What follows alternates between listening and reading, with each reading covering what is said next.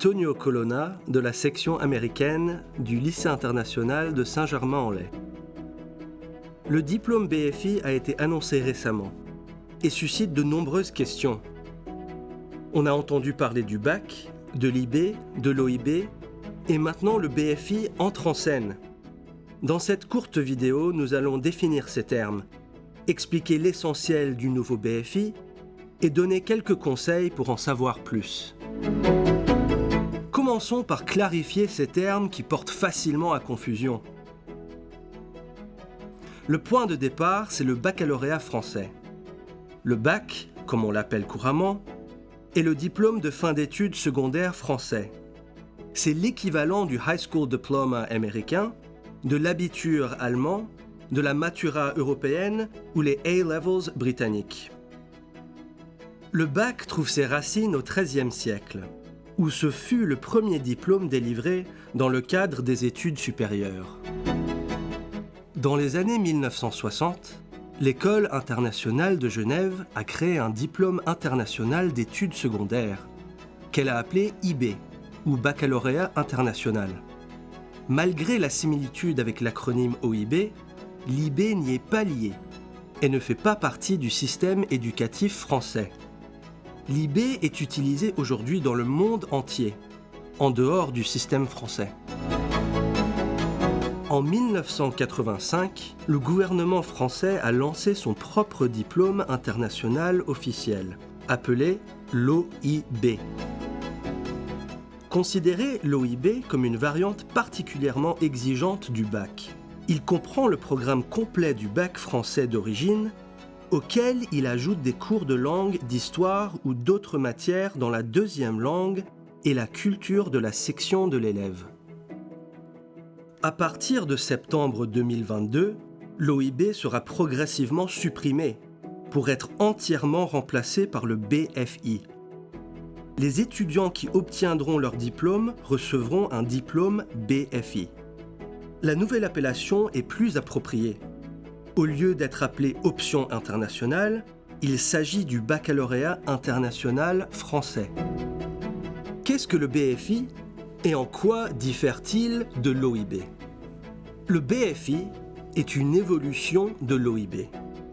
Le BFI met davantage l'accent sur les compétences des élèves en matière de présentation orale et d'argumentation, ainsi que sur une compréhension plus approfondie de la manière dont la culture de leur section s'inscrit dans un contexte mondial. Voyons ce qui est identique entre l'OIB et le BFI, c'est-à-dire la plupart des choses. Les élèves BFI continueront à suivre l'intégralité du programme national français qui constitue le bac français standard, y compris le choix des matières de spécialité et des matières d'option, comme une langue supplémentaire, l'art et le latin.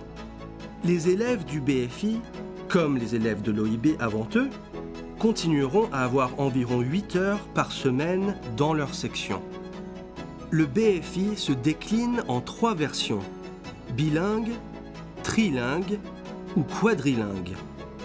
Les 2 premières matières dans toutes ces versions sont les mêmes que celles de l'OIB, mais avec de nouveaux noms.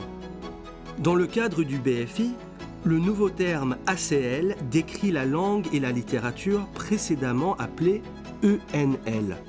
Le nouveau terme DNL inclut l'histoire et la géographie précédemment appelées ENH. Ce qui est nouveau dans le BFI, c'est l'élément appelé connaissance du monde ou CDM.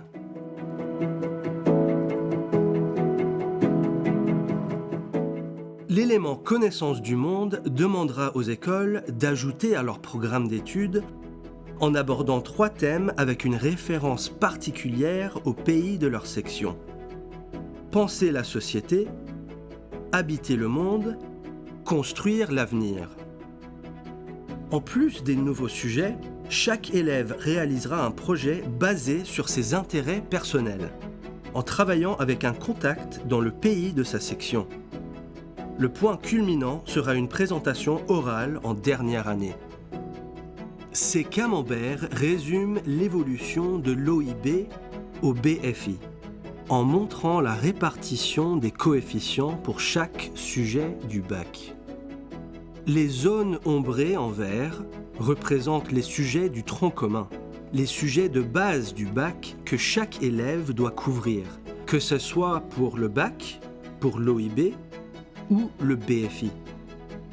Les parties en orange représentent les matières de spécialité de l'élève. La zone en bleu représente les matières enseignées dans la section étrangère. Vous pouvez voir clairement comment la part augmente, de 25% de la totalité des points sous l'OIB à 40% sous le BFI. Vous pouvez également voir que ces 25% sous l'OIB étaient constitués de 2 matières, tandis que les 40% sous le BFI contiennent désormais une 3e matière supplémentaire, connaissance du monde. Toutes les écoles proposeront des cours supplémentaires et facultatifs tels que les mathématiques, le latin, la musique ou l'art. Ceci ne modifie pas la distribution des points dans ces camemberts.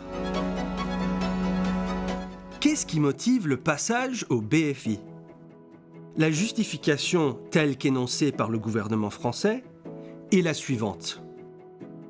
Le travail de la section n'est pas seulement linguistique. Il vise à approfondir la compréhension du monde et de la place que l'on y occupe. Le bac traditionnel met déjà l'accent sur les compétences orales avec le grand oral. Le BFI met encore plus l'accent sur la présentation et l'argumentation. Il comporte 3 épreuves orales, DNL, ACL et CDM, ainsi qu'un projet personnel avec une grande présentation finale. Une plus grande importance est accordée aux compétences de recherche et à une connaissance approfondie et multidisciplinaire d'un sujet d'actualité, ainsi qu'à la collaboration dans le cadre du projet spécial. Le passage de l'OIB au BFI ne concerne que les élèves de 2 dernières années, première et terminale. Le programme enseigné dans les sections internationales à tous les autres niveaux reste inchangé. Les élèves entrant en première dans une section internationale à la rentrée 2022 seront les premiers à passer leurs 2 dernières années à préparer le BFI. Les premiers examens du BFI auront donc lieu en 2024. Maintenant que nous avons une vue d'ensemble, il est important de noter que les écoles individuelles ont une grande latitude dans la mise en œuvre du BFI. Par exemple, comment ajouter des cours pour répondre aux exigences du CDM, comment structurer le projet personnel et comment mettre en œuvre les nouveaux parcours multilingues. Certaines écoles, par exemple, ont décidé d'utiliser les cours AP dans le cadre de leur approche. De nombreuses questions restent ouvertes, alors que les écoles naviguent dans ces nouvelles eaux du BFI. Pour cette raison, nous avons créé un portail en ligne appelé BFI Central.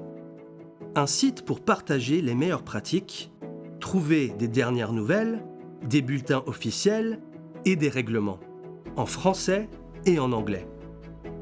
Nous organiserons également des webinaires réguliers au cours desquels des représentants d'écoles mettant en œuvre le BFI pourront partager ce qu'ils font et ce qui fonctionne bien et demander l'avis des autres. Restez donc à l'écoute et merci de votre attention.